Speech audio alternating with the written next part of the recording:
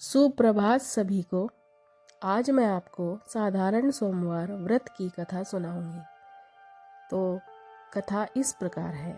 एक नगर में एक सेठ रहता था। उसे धन ऐश्वर्य की कोई कमी न थी, फिर भी वह दुखी था क्योंकि उसके कोई पुत्र नहीं था।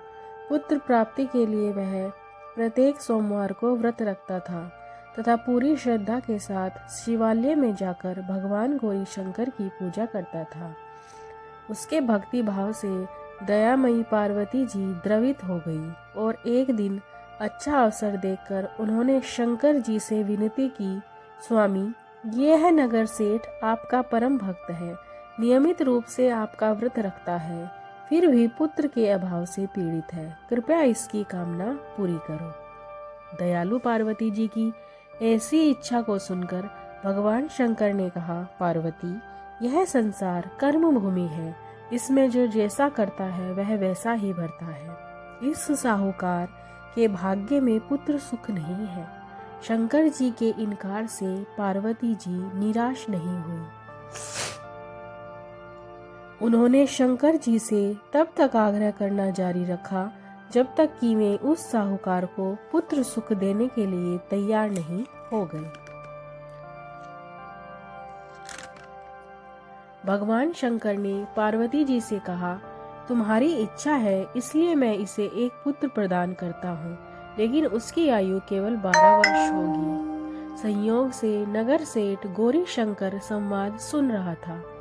समय आने पर नगर सेठ को सर्व सुख संपन्न पुत्र रत्न की प्राप्ति हुई। सब और खुशियां मनाई गई। नगर सेठ को बधाइयां दी गई, लेकिन नगर सेठ की उदासी में कोई कमी नहीं आई, क्योंकि वह जानता था कि यह पुत्र केवल 12 वर्ष के लिए प्राप्त हुआ है। उसके बाद कालबली इसे मुझसे छीन लेगा। इतने पर भी सेठ ने सोमवार का व्रत और गौरी शंकर का पूजन हवन यथाविधि पहले की तरह ही जारी रखा। जब बालक 11 वर्ष का हो गया तो वह पूर्ण युवा जैसा लगने लगा। फलतः सभी चाहने लगे कि उसका विवाह कर दिया जाए।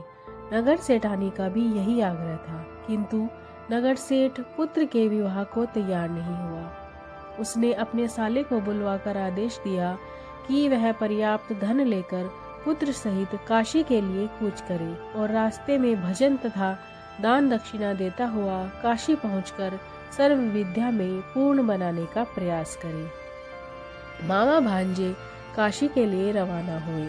हर पड़ाव पर वे यज्ञ करते, ब्राह्मणों को भोजन कराते और दान दक्षिणा देकर दीनहीनों को संतुष्ट करते। इस प्रकार वह काशी की ओर बढ़ रहे थे। एक नगर में उनका पड़ाव पड़ा और उस दिन उस नगर के राजा की कन्या का विवाह था। बारात आ चुकी थी, किंतु वर पक्ष वाले भयभीत थे, क्योंकि उनका वर एक आंख से काला था। उन्हें एक सुंदर युवक की आवश्यकता थी। गुप्तचरों से राजा को जब नगर सेठ के पुत्र के रूप गुण की चर्चा का पता लगा तो उन्होंने मामा भांजे को अपने पास बुलाकर अपना उद्देश्य समझाते हुए यकीन दिलाया कि विवाह के पूरा होने तक लड़का यदि दूल्हा बना रहेगा तो वे उन दोनों को बहुत धन देंगे और उनका एहसान भी मानेंगे। नगर सेठ का लड़का इस बात के लिए राजी हो गया। कन्या पक्ष के लोगों ने राजा की पुत्री के भाग्य की बहुत सराहना की कि उसे इतना सुंदर वर मिला। जब सेठ का पुत्र विदा होने लगा तो उसने राजा की पुत्री की चुनरी पर लिख दिया कि तुम्हारा विवाह मेरे साथ हुआ है। मैं राजा का लड़का न होकर नगर सेठ का पुत्र हूँ और विद्या अध्ययन के लिए काशी जा रहा हूँ। राजा का लड़का तो काना है। राजा की लड़की ने अपनी चुनरी पर कुछ लिखा हुआ देखा तो उसे पढ़ा और विदा के समय काने लड़के के साथ जाने से इनकार कर दिया। फलतः राजा की बारात खाली हाथ लौट गई। नगर सेठ का पुत्र काशी जाकर पूरी श्रद्धा और भक्ति से विद्या अध्ययन में जुट गया। उसके मामा ने यज्ञ और दान पुण्य का क्रम जारी रखा। जिस दिन लड़का पूरे 12 वर्ष का हो गया, उस दिन भी वह और दिनों की तरह यज्ञादि कर रहे थे।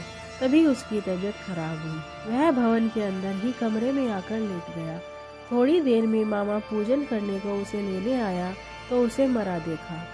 उसने अपनी छाती पीटी। जब उसे होश आया तो उसने सोचा कि यदि मैं रोया चिल्लाया तो पूजन में विघ्न पड़ेगा, ब्राह्मण लोग भोजन त्याग कर चल देंगे।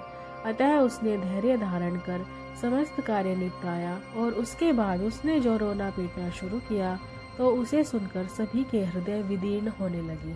सौभाग्य से उसी समय उसी रास्ते से गौरी शंकर जा रहे थे। गौरी के कानों में वह करुण क्रंदन पहुंचा तो उनका वात्सल्य से पूर्ण हृदय करुणा से भर गया। सही स्थिति का ज्ञान होने पर उन्होंने भगवान शंकर से आग्रह किया कि वे बालक को पुनः जीवन प्रदान कर दे। शंकर भगवान को पार्वती जी की प्रार्थना स्वीकार करनी पड़ी। नगर सेठ का इकलौता लाल पुनः जीवित हो गया। शिक्षा समाप्त हो चुकी थी। मामा भांजे दोनों वापस अपने नगर के लिए रवाना हुए। नगर रास्ते में पहले की तरह यज्ञ करते, दान दक्षिणा देते उसी नगर में पहुंचे जहां राजा की कन्या के साथ लड़के का विवाह हुआ था। तो ससुर ने लड़के को पहचान लिया, अत्यंत आदर सत्कार के साथ उसे राजमहल में ले गया। शुभ मुहूर्त निकालकर कन्या और जमाता को पूर्ण दहेज के साथ विदा किया। नगर सेठ का लड़का पत्नी के साथ जब अपने घर पहुंचा तो पिता को यकीन ही नहीं आया। लड़के के माता पिता अपनी हवेली की छत पर चढ़े बैठे थे। उनकी प्रतिज्ञा थी कि वहां से तभी उतरेंगे जब उनका लड़का स्वयं उन्हें अपने हाथ से नीचे उतारेगा, वरना ऊपर से ही छलांग लगाकर आत्महत्या कर लेंगे। पुत्र अपनी पत्नी के साथ हवेली की छत पर गया। जाकर माँ बाप के सपत्नीक चरण स्पर्श किए। पुत्र और पुत्र वधू को देखकर नगर सेठ और सेठानी को अत्यंत हर्ष हुआ। सबने मिलकर उत्सव मनाया। जिस प्रकार नगर सेठ और सेठानी के दिन फिरे, उसी प्रकार सोमवार का व्रत करने वाले हर व्यक्ति के दिन फिरे। धन्यवाद। सभी ने ये कहानी सुनी। इसी प्रकार की और कहानियाँ सुनने के लिए प्लीज़ मेरे चैनल को सब्सक्राइब करें और लाइक का बटन दबाएं। आप सभी को नमस्कार।